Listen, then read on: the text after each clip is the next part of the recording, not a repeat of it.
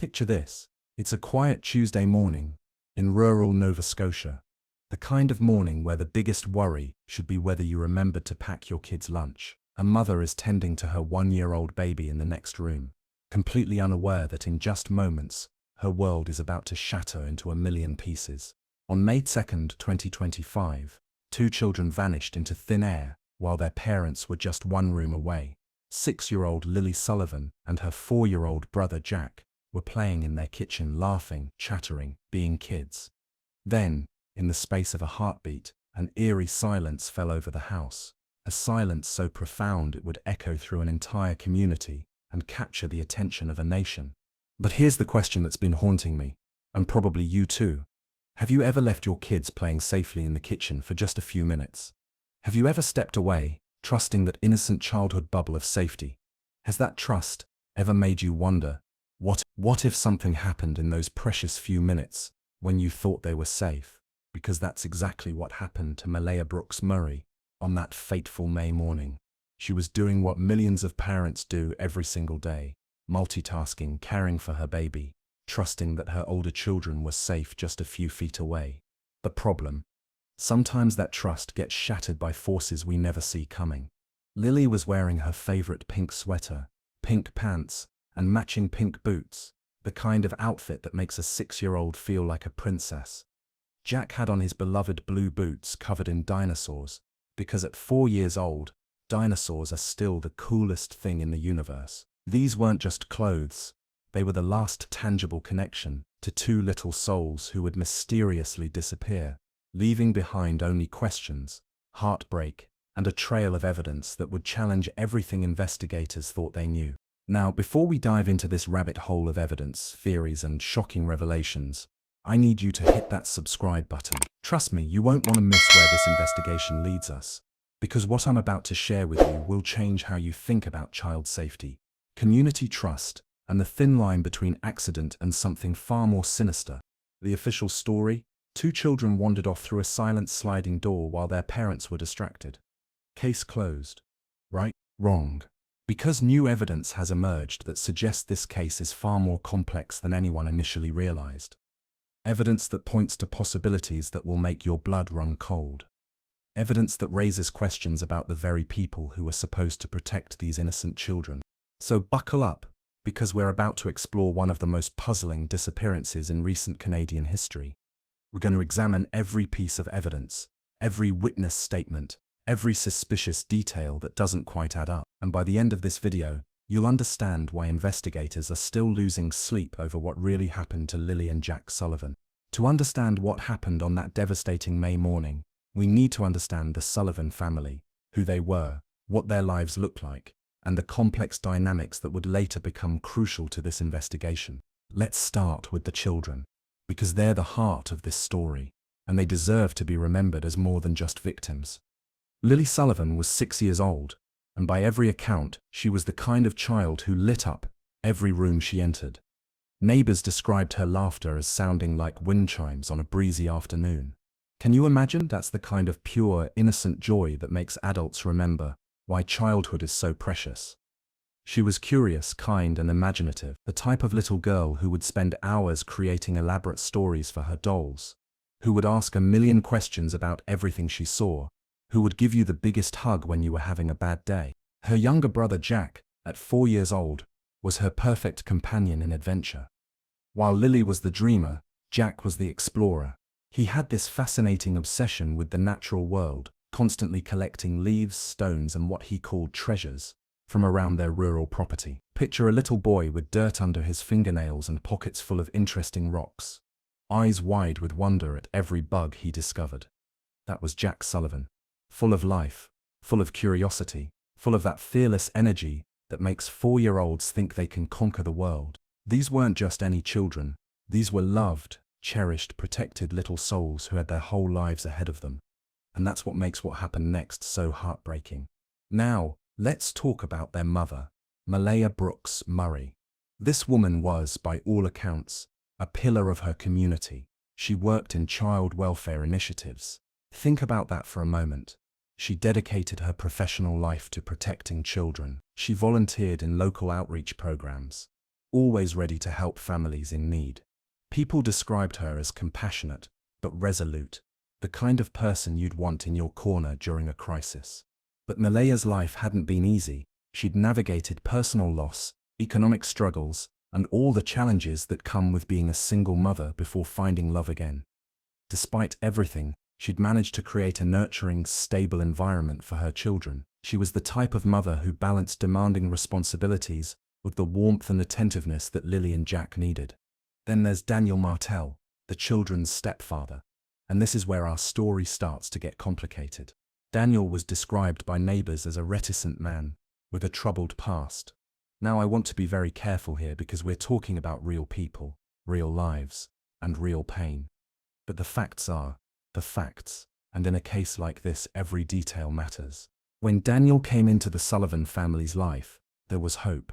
Hope for renewed stability, hope for a father figure for Lily and Jack, hope for a complete family unit. But his reserved nature and what neighbors described as sporadic emotional expressions raised eyebrows in the tight-knit community of Landsdowne Station. Here's what we know. Some community members had concerns about Daniel's integration into the family. His troubled past, though never fully detailed in official reports, created an undercurrent of unease. While most neighbors publicly supported the couple's efforts to raise the children together, there were whispers. The kind of whispers that small communities are unfortunately famous for. Does this family dynamic remind you of anyone you know? The reality is, blended families face unique challenges. There's the delicate balance of establishing new relationships, earning trust, and navigating complex emotions.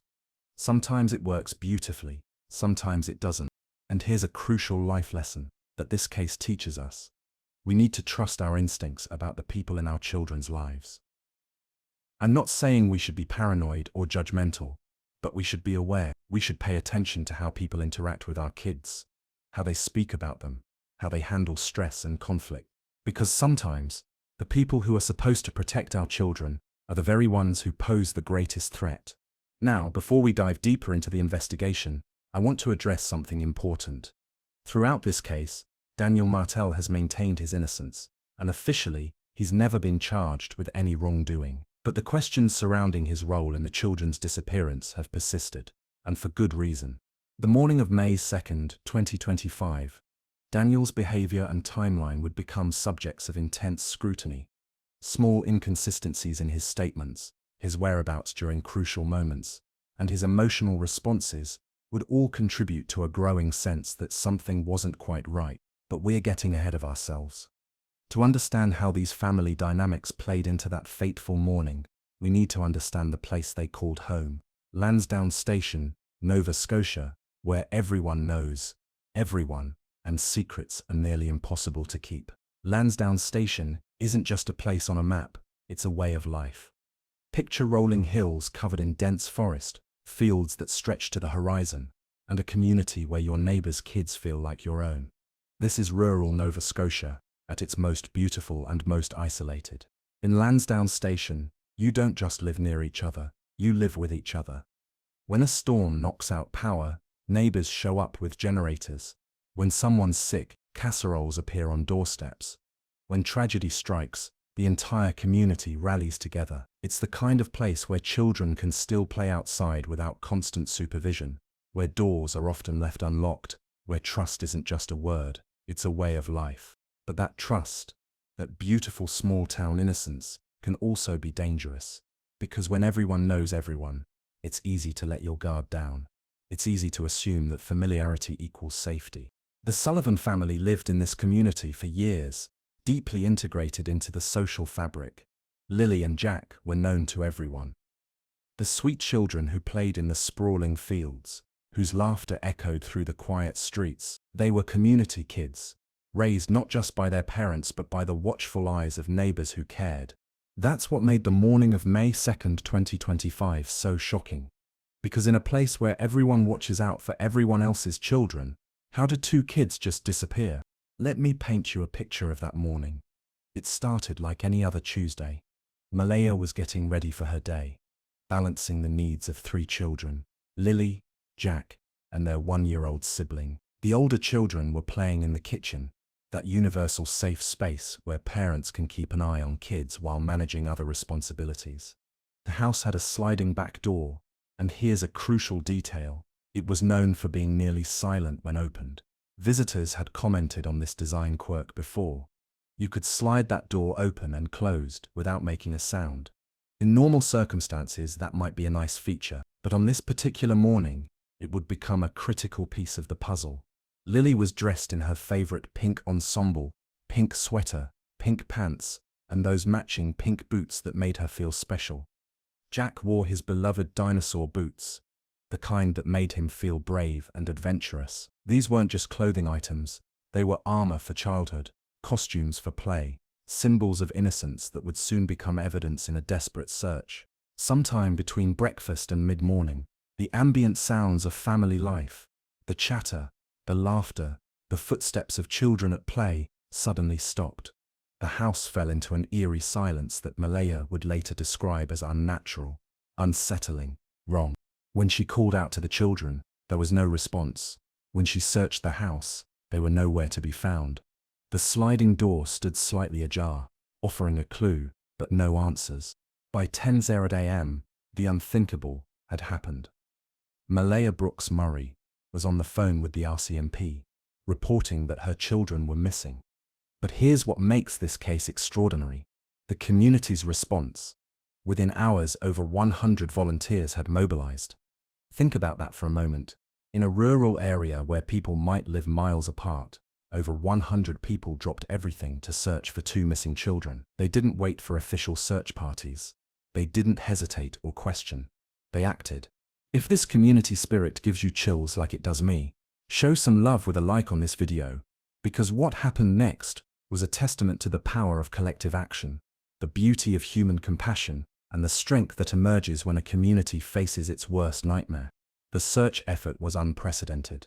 Neighbors who'd lived in the area for decades said they'd never seen anything like it. People came from surrounding communities, bringing dogs, ATVs, and an unshakable determination to bring Lily and Jack home. They searched the dense woodlands where Jack loved to collect his treasures. They combed through fields where Lily had run and played. They followed every trail, checked every hidden spot, called out their names until their voices were hoarse. But the landscape that had once been a code playground for these children had suddenly become a maze of potential dangers. The same forests that provided adventure during the day became dark, threatening places where two small children could easily become lost. The creek that was perfect for skipping stones could become a deadly trap. The rolling hills that offered beautiful views could hide unspeakable secrets.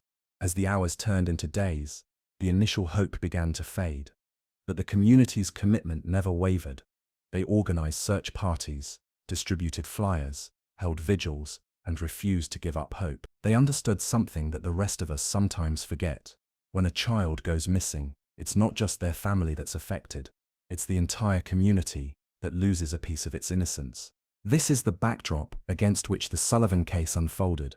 A tight-knit community thrust into every parent's worst nightmare, searching desperately for two beloved children who had simply vanished into thin air. But as the search continued, evidence began to emerge that would challenge everything everyone thought they knew about what happened that morning. When the RCMP received Malaya's call that Tuesday morning, they knew they were racing against time.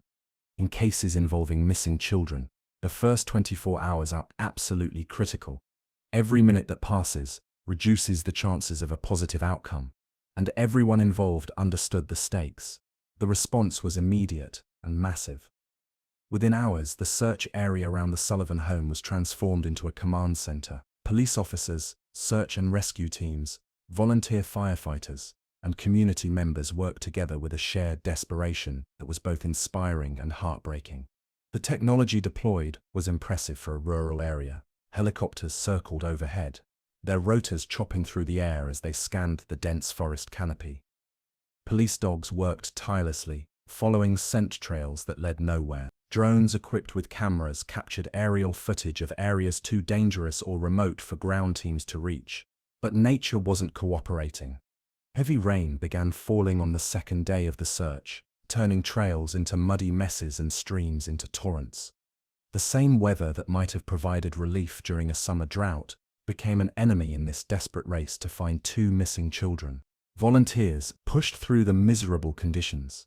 Picture this: dozens of people, many of them parents themselves, trudging through thick forest undergrowth, calling out Lily, Jack, over and over, hoping against hope to hear a small voice calling back. They checked every abandoned building, every cave, every place where frightened children might seek shelter.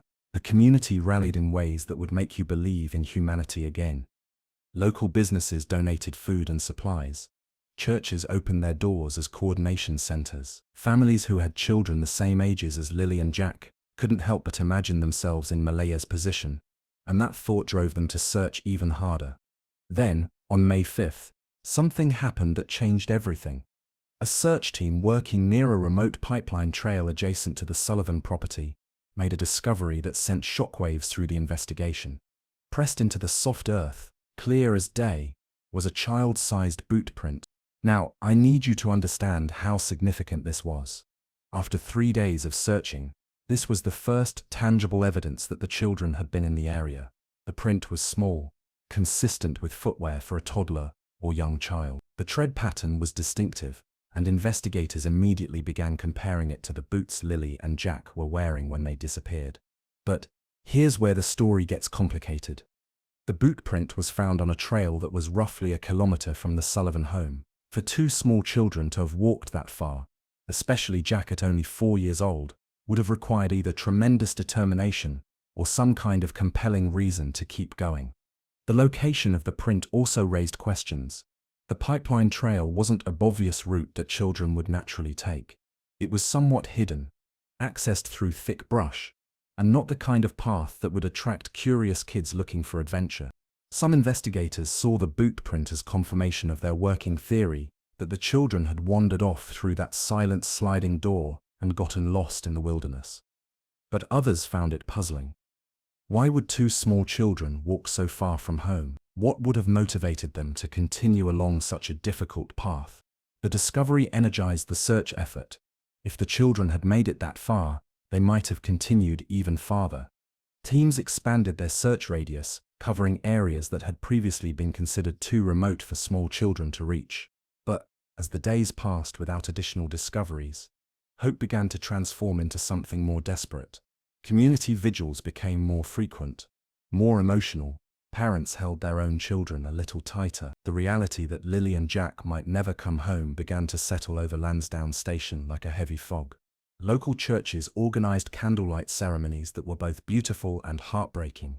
Picture hundreds of people standing in the dark, holding flickering candles, their faces reflecting both hope and despair. They sang hymns, they prayed, they shared memories of the missing children, but underneath the spiritual comfort was a growing sense of dread. The psychological impact on the community was profound. In a place where children had always been free to play outside, parents became protective, suspicious, afraid. The innocence that had defined their rural lifestyle was being replaced by a wariness that felt foreign and unwelcome. This is where we learn one of the most important life lessons from this case: the importance of community support systems. When crisis strikes, having people who care, who show up, who refuse to give up, that's what gets families through the darkest times. The Sullivan family was surrounded by love, by practical help, by people who shared their burden. But community support can also be a double-edged sword. Along with the genuine help came the whispers, the speculation, the amateur detective work that sometimes does more harm than good. People began analyzing every detail of the family's life, questioning everything, looking for someone to blame. And increasingly, those whispers centered on Daniel Martel. By May 7th, the official search was scaled back, but it wasn't abandoned. The RCMP had collected hundreds of tips, hours of video footage, and dozens of witness statements. The boot print had been carefully documented and analyzed, but two beloved children were still missing, and the community was beginning to face the possibility that they might never get the answers they desperately needed. What nobody knew at the time was that the real investigation was just beginning, because new evidence was about to emerge that would turn this missing persons case into something much more complex and much more sinister. Here's where this case takes a turn that will make your blood run cold. Because after days of searching with no major breakthroughs, investigators began uncovering evidence that completely changed the narrative. It started with a discovery that seemed almost too significant to be coincidental. During an expanded search of the area around the pipeline trail, investigators found something that made everyone stop and take notice. Lily's distinctive blanket. Now this wasn't just any blanket. This was Lily's comfort blanket. The one she carried everywhere. The one that smelled like home and safety and childhood innocence.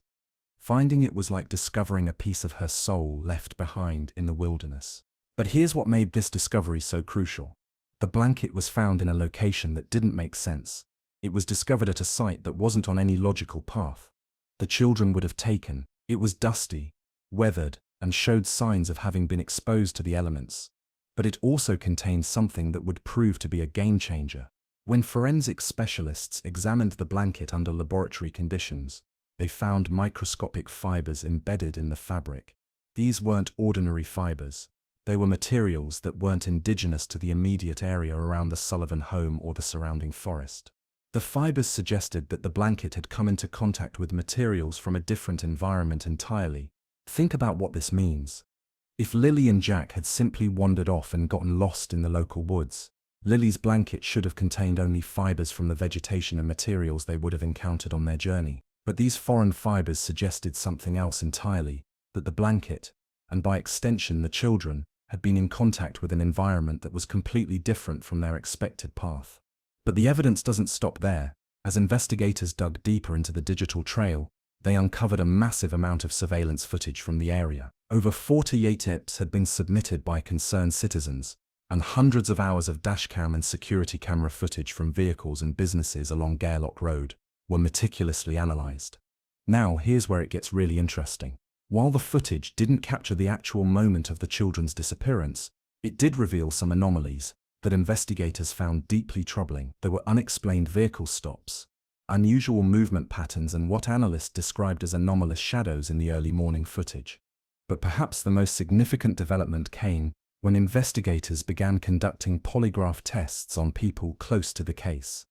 54 individuals were interviewed, including neighbors, family members, and anyone who might have relevant information. Several people were asked to take polygraph tests, and this is where the case took another dramatic turn. While polygraph results aren't admissible in court and aren't considered definitive proof of guilt or innocence, they did reveal something troubling.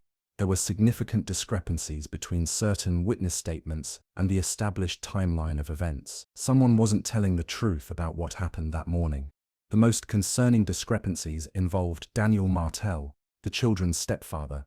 His account of the morning's events contained inconsistencies that couldn't be easily explained. Small details about timing, about his whereabouts, about his interactions with the children, details that might seem insignificant in isolation, but that created a pattern of contradictions when examined together. For example, Daniel's statements about when he first noticed the children were missing didn't align with other family members' recollections. His description of his activities that morning contained gaps that couldn't be accounted for. His emotional responses during interviews seemed inconsistent with what investigators would expect from a concerned stepfather. But here's what's really disturbing. Investigators began to suspect that the boot print they'd found might not have been made by one of the missing children at all. Advanced forensic analysis suggested that while the print was consistent with child-sized footwear, it might have been made deliberately, possibly to mislead the investigation. This revelation completely changed how investigators viewed the case. If the boot print was planted evidence, it suggested that someone with knowledge of the children's disappearance was actively trying to direct the investigation away from the truth. What do you think happened? Drop your theories in the comments. But remember, we're talking about real people's lives here. The truth is, at this point in the investigation, every piece of evidence was raising more questions than it answered. The fiber evidence suggested the children had been taken to an unfamiliar location. The surveillance footage revealed suspicious activity in the area. The polygraph results indicated that someone close to the case was lying, and the boot print that had initially seemed like a hopeful clue might have been a deliberate attempt to mislead investigators. But investigators weren't ready to give up, because in cases involving missing children, you follow every lead, examine every piece of evidence, and never stop searching for the truth. And the truth, as we're about to see, was stranger and more disturbing than anyone had imagined. The pressure was mounting not just on the investigation, but on the entire community. Parents were scared, children were asking difficult questions, and everyone was beginning to realize that the safe, trusting world they'd known might have been an illusion. This is where we learn another crucial life lesson: the importance of paying attention to details that don't add up. When someone's story changes, when timelines don't match, when evidence seems contradictory, these aren't just investigative curiosities. They're warning signs that something is seriously wrong. As the investigation continued, one question loomed larger than all the others. If Lily and Jack didn't simply wander off and get lost, what really happened to them? And why would someone go to such elaborate lengths to cover up the truth? The answer would come in the form of an unprecedented government response that would signal just how serious this case had become. When a government offers a $150,000 reward for information about a missing person's case, you know they're not dealing with a simple accident. This wasn't just any reward. This was the kind of money that signals authorities believe they're dealing with something far more sinister than two children wandering off into the woods. The announcement came in early June 2025, after weeks of intensive investigation had yielded more questions than answers. The Nova Scotia government, in collaboration with the RCMP, made it clear that they were treating this as a priority case that demanded extraordinary measures. But here's what most people don't understand about reward offers like this. They're not just about encouraging tips from the public. They're a signal to the criminal justice system, to other investigators, and to anyone with information that this case has reached a level of urgency that demands immediate attention. Think about it. $150,000 is life-changing money for most people. It's enough to pay off debt, buy a house, change your entire financial situation. The government doesn't offer that kind of money unless they believe someone out there has information that could solve the case, and they're desperate enough to pay handsomely for it. The reward announcement also coincided with a broader policy shift in how Nova Scotia handles rural investigations. The Sullivan case had exposed significant gaps in the resources available for rural law enforcement, and the government was determined to address these shortcomings. New protocols were implemented almost immediately. Specialized rural response teams were created, equipped with the latest technology and trained specifically for the unique challenges of investigating crimes in remote, geographically challenging areas. The integration of drones, enhanced digital surveillance systems, and rapid community alert networks represented a fundamental shift in how rural policing would operate. But the most significant change was in the approach to community engagement. The Sullivan case had demonstrated the incredible power of community involvement in search efforts, but it had also revealed the need for better coordination between official investigations and volunteer efforts. The government established new guidelines for how communities could contribute to missing persons cases, while ensuring that well-meaning volunteers didn't inadvertently compromise evidence or interfere with official investigations. It is a delicate balance between harnessing community energy and maintaining investigative integrity. The $50,000 reward had an immediate impact. Tips began flowing in at an unprecedented rate. People who had been hesitant to come forward, perhaps because they weren't sure their information was relevant, suddenly found the motivation to contact authorities. But here's what's really interesting. The reward also seemed to have a psychological effect on the case itself. Suddenly, everyone was talking about the Sullivan disappearance again. The increased attention brought new scrutiny to every aspect of the investigation, including the role of Daniel Martel. Community members who had previously kept their suspicions to themselves began speaking more openly about their concerns. Neighbors who had noticed odd behavior or inconsistencies in the family's story felt empowered to share their observations. The reward had created a safe space for people to come forward with information they might have previously kept private. At the same time, the case was becoming a symbol of broader issues in rural law enforcement. The challenges faced by investigators in Landsdowne Station, limited resources, difficult terrain, stretched thin personnel, were being recognized as systemic problems that needed systemic solutions. The integration of new technology was particularly significant. Drones could now cover vast areas of wilderness in hours rather than days. Enhanced digital surveillance systems could process and analyze footage more efficiently. Rapid community alert networks could disseminate information to hundreds of people in minutes rather than hours. But technology alone wasn't enough.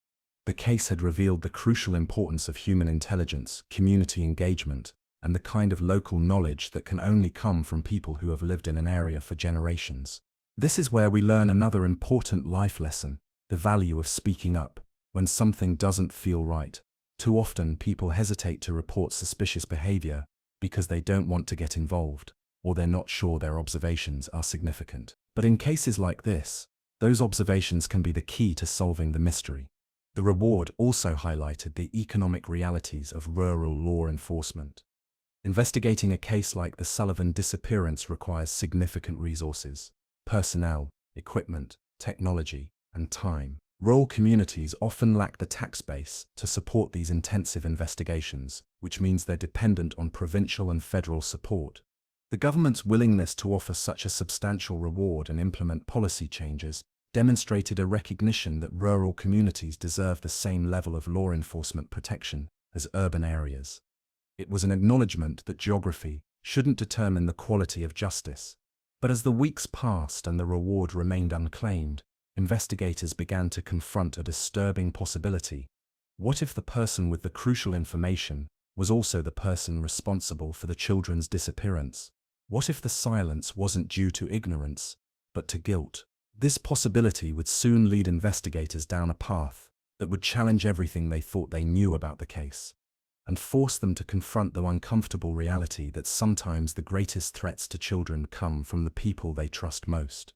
After months of investigation, hundreds of tips, and countless hours of analysis, investigators found themselves confronting two primary theories about what happened to Lily and Jack Sullivan. Each theory was supported by evidence, but each also had significant gaps that made a definitive conclusion impossible. Let me walk you through both theories, because understanding them is crucial to understanding why this case has remained so puzzling, and why it continues to haunt everyone involved. Theory 1. The tragic accident. The first theory, and the one that investigators initially favored, was that Lily and Jack had simply wandered off through that silent sliding door and gotten lost in the wilderness surrounding their home. This theory has several compelling elements.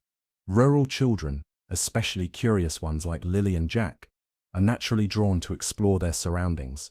The dense forests, interesting trails, and endless opportunities for adventure would be irresistible to kids who loved the outdoors. The silent sliding door was a crucial factor in this theory. Family members and visitors had noted that the door could be opened and closed without making any sound. If the children had decided to go outside while their parents were distracted, they could have easily slipped out unnoticed. The wilderness surrounding Landsdowne station is both beautiful and treacherous. Dense forests can disorient even experienced hikers. Streams and embankments pose dangers to small children. Weather conditions can change rapidly, turning a pleasant morning into a life-threatening situation. The boot print found on the pipeline trail seemed to support this theory. It suggested that at least one of the children had made it to that location, possibly following a path that led deeper into the wilderness. The fact that it was found on a trail, rather than in random forest, suggested the children might have been following some kind of route. But there were problems with this theory. The pipeline trail wasn't an obvious path that children would naturally take. It was somewhat hidden, accessed through thick brush, and not the kind of route that would attract kids looking for adventure. Why would two small children, especially 4-year-old Jack, walk so far from home along such a difficult path? Moreover, despite extensive searches covering a 4-square-kilometer area, no other trace of the children was found. No clothing, no footprints, no signs of where they might have sheltered or what might have happened to them. In a wilderness area, it's extremely unusual for two children to vanish so completely without leaving additional evidence. Theory 2. Foul play. The second theory, which gained credibility as more evidence emerged, was that the children's disappearance was the result of deliberate action by someone who knew them. This theory was supported by several disturbing pieces of evidence. The foreign fibers found on Lily's blanket suggested that the children had been in contact with materials from an environment different from their expected path. The surveillance footage revealed suspicious activity in the area around the time of the disappearance. The polygraph results indicated that someone close to the case was lying about crucial details. Most significantly, the boot print that had initially seemed like hopeful evidence began to look suspicious under closer examination. Advanced forensic analysis suggested that while the print was consistent with child-sized footwear, it might have been made deliberately, possibly to mislead the investigation. If the boot print was planted evidence, it suggested that someone with knowledge of the children's disappearance was actively trying to direct the investigation away from the truth. This level of premeditation would indicate that the disappearance was planned, not accidental. But who would do such a thing, and why? Throughout the investigation, Daniel Martel's role had been subject to increasing scrutiny.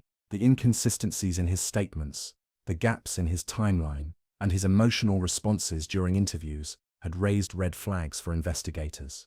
Here's what we know about Daniel's behavior that morning.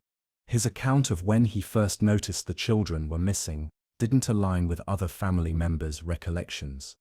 His description of his activities contained unexplained gaps. His emotional responses seemed inconsistent with what investigators would expect.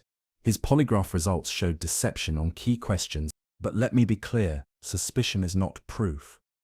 Daniel Martel has maintained his innocence throughout the investigation, and he has never been formally charged with any crime related to the children's disappearance. However, the pattern of inconsistencies was troubling enough that investigators began looking more closely at his background, his relationship with the children, and his behavior both before and after their disappearance. The forensic evidence in this case tells a complex story that doesn't fit neatly into either theory. The boot print analysis revealed that while the print was consistent with child-sized footwear, it had characteristics that seemed inconsistent with a natural walking pattern. The depth, angle, and surrounding ground conditions suggested that it might have been made deliberately, possibly by someone wearing child-sized shoes or boots. The fiber evidence from Lily's blanket was even more puzzling. The foreign materials suggested contact with an environment that wasn't part of the expected search area. But what environment, and how did the blanket end up where it was found? The surveillance footage revealed several anomalies in the area around the time of the disappearance.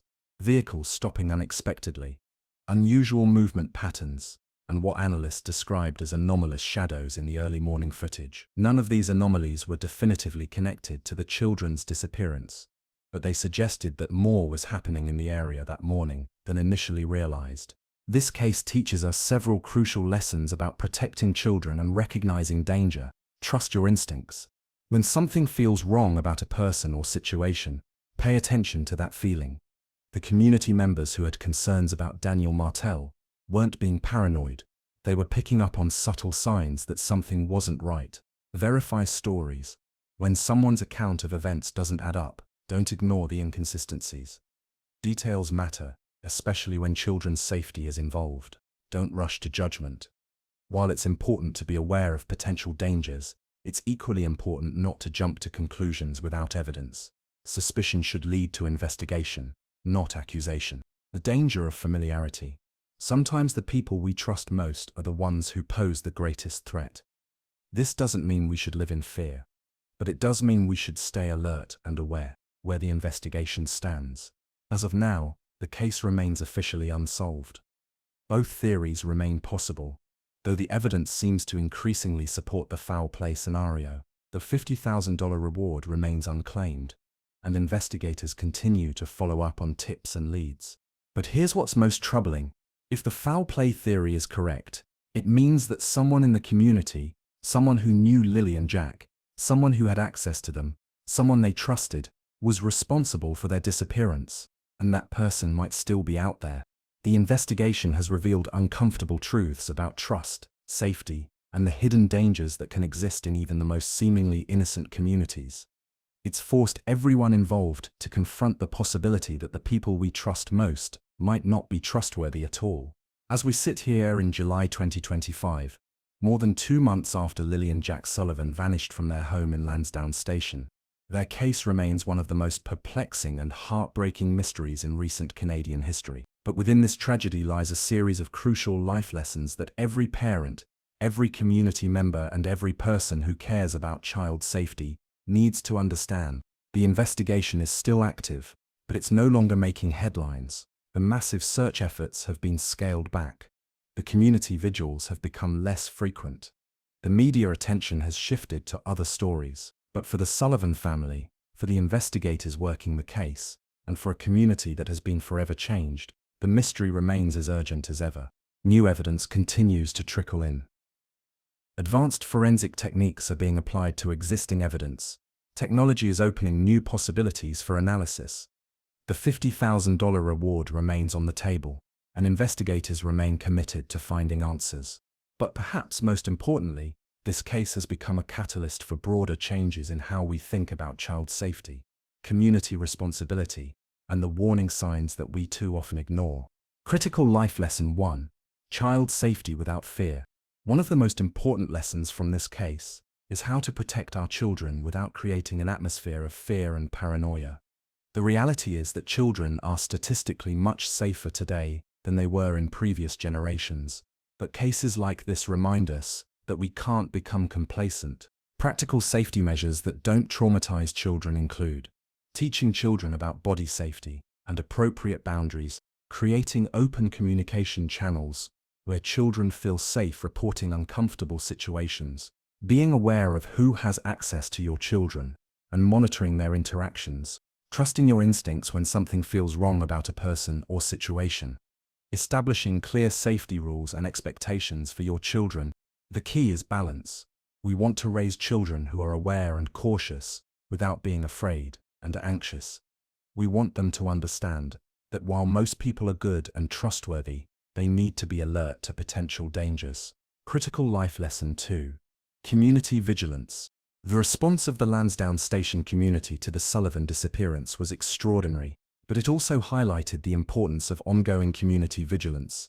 Too often, communities only come together in times of crisis, but child safety requires consistent, proactive attention. Effective community vigilance includes getting to know your neighbors and their children, being aware of unusual activity or behavior in your area, creating informal networks where parents can share concerns and observations, supporting families who may be struggling or isolated, reporting suspicious behavior to appropriate authorities. The Sullivan case showed us that community members had concerns about Daniel Martel, but didn't necessarily know how to address them or whether their concerns were valid. We need to create environments where people feel comfortable sharing their observations, and where those observations are taken seriously. Critical Life Lesson 3: Trusting Instincts. Perhaps the most crucial lesson from this case is the importance of trusting our instincts about people and situations. Too often, we ignore our gut feelings because we don't want to seem judgmental or paranoid. But our instincts exist for a reason. They're our subconscious mind picking up on subtle cues that our conscious mind might miss. The community members who had concerns about Daniel Martel weren't being unreasonable. They were picking up on behavioral patterns, emotional responses, and social dynamics that didn't feel right. While their concerns weren't proof of wrongdoing, they were valid reasons to be cautious and alert. Learning to trust our instincts means paying attention to how people interact with children, noticing inconsistencies in stories or explanations, being aware of emotional responses that seem inappropriate or excessive, recognizing when someone's behavior doesn't match their words, taking action when something feels wrong, even if we can't explain why. Critical Life Lesson 4: Supporting Families in Crisis. The Sullivan case also taught us about the importance of supporting families during crisis situations. The community's response was largely positive, but it also revealed how quickly support can turn into speculation, gossip, and judgment. Effective support for families in crisis includes providing practical help like food, childcare, and emotional support, respecting privacy and avoiding speculation or gossip, allowing families to grieve and process in their own way, continuing support even after media attention fades, recognizing that families may need different types of support at different times. It's crucial to remember that families dealing with missing children are in unimaginable pain. They need compassion, not judgment. They need practical help, not intrusive questions.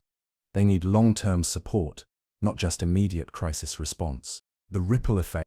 The Sullivan case has had far-reaching impacts beyond the immediate investigation. It changed how rural law enforcement approaches missing persons cases, led to policy reforms in community engagement and investigation protocols, improved coordination between different law enforcement agencies, enhanced the use of technology in rural investigations, increased awareness of the unique challenges faced by rural communities. But perhaps most importantly, it has forced all of us to confront uncomfortable truths about the potential dangers that exist in even the most seemingly safe communities. The ongoing search for truth. What makes this case so compelling is not just the mystery itself, but what it reveals about human nature, community dynamics, and the complexity of truth. We want simple answers to complex questions. We want clear heroes and villains. We want closure and resolution.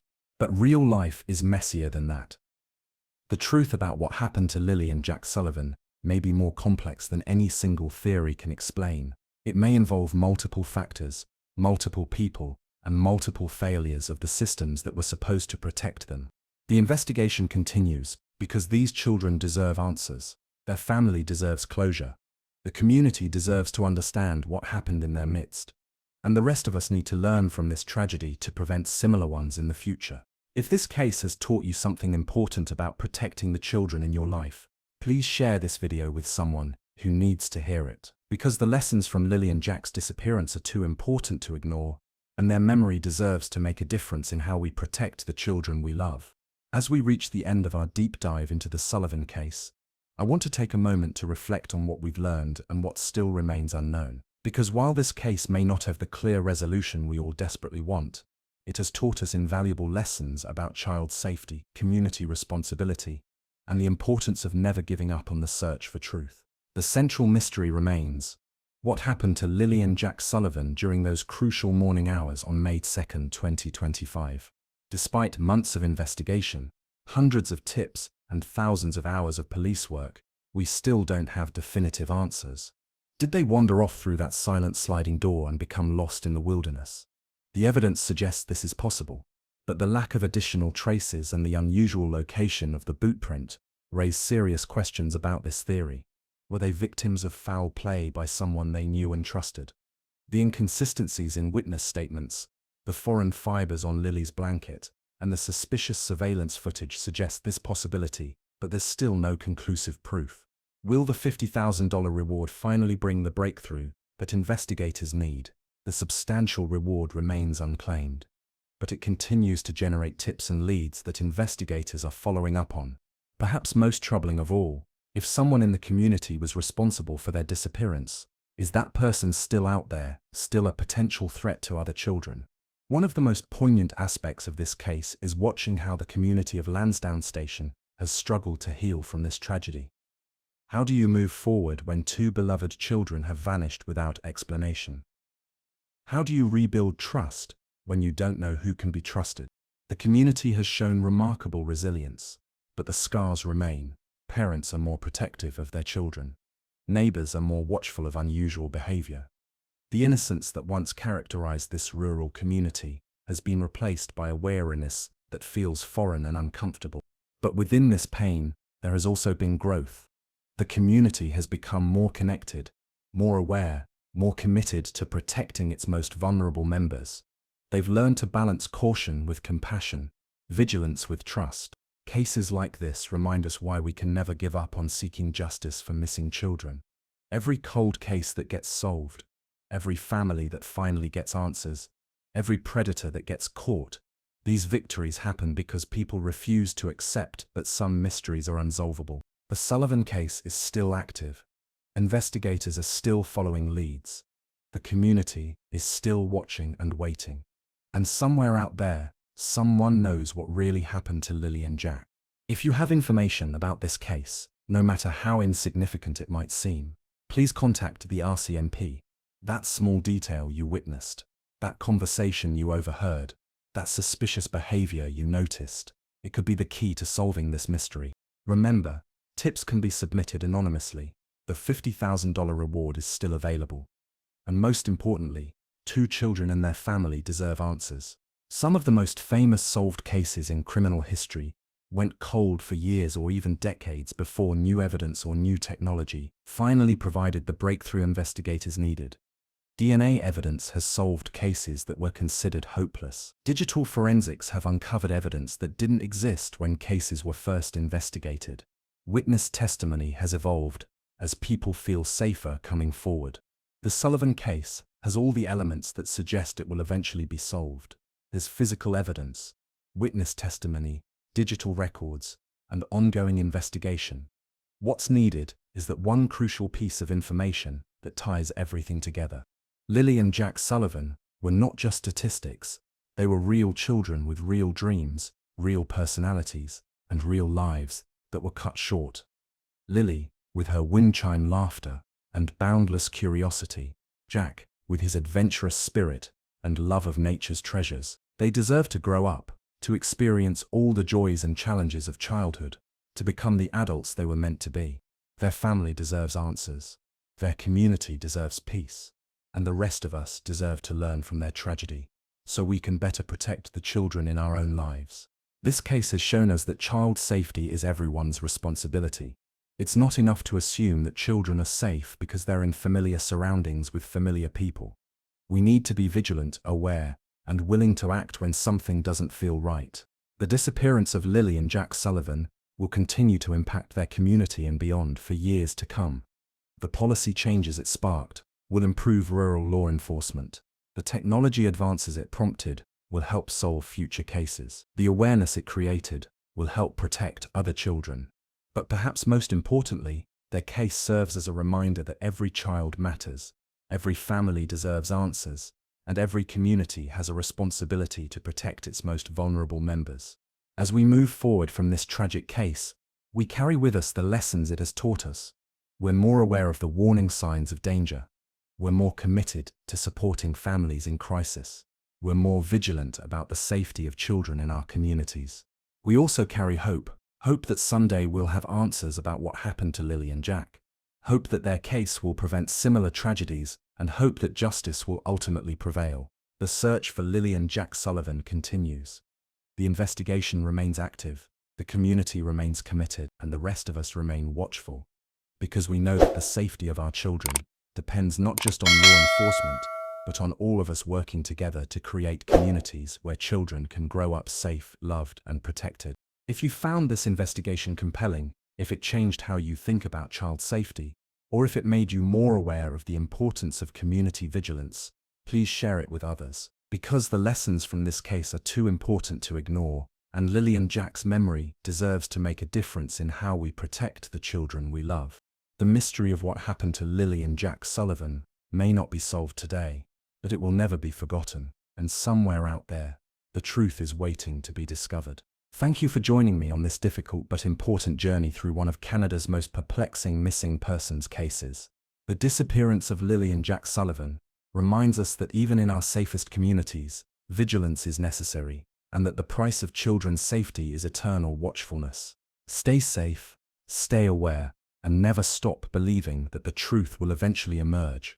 Because for Lily and Jack, for their family, and for all the children who depend on us to protect them, giving up is not an option. Until next time, this is True Crime Seat, and we'll keep seeking the truth, no matter how long it takes.